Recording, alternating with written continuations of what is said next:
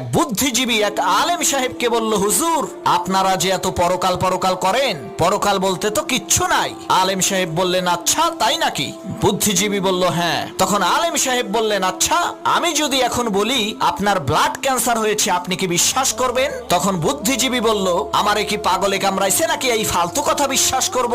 তখন আলেম সাহেব বললেন, যদি এই কথাটা কোনো বিশেষজ্ঞ ডাক্তার অত্যাধুনিক যন্ত্রের সাহায্যে চেক আপ করে আপনাকে বলে, তখন কি আপনি বিশ্বাস করবেন? বুদ্ধিজীবী বলল, অবশ্যই বিশ্বাস করব। তখন আলেম সাহেব বললেন, আপনি ডাক্তারের কথা বিশ্বাস করবেন কারণ সে শরীরের বিশেষজ্ঞ, মানুষের দেহ সম্পর্কে সে ভালো জানে। তাহলে আলেমদের কথা বিশ্বাস করেন না কেন? তারাও তো আসমানি কিতাবের বিশেষজ্ঞ। কোরআন হাদিসের মাধ্যমে তারা পরীক্ষা করে বলেন যে পরকাল আছে, মৃত্যুর পরে আর একটা জীবন আছে, জান্নাত আছে, জাহান্নাম আছে। তখন বুদ্ধিজীবী তার বুদ্ধি খাটাইয়া বলল, হুজুর আপনি ঠিকই বলছেন, আপনার কথা সত্য, পরকাল আছে।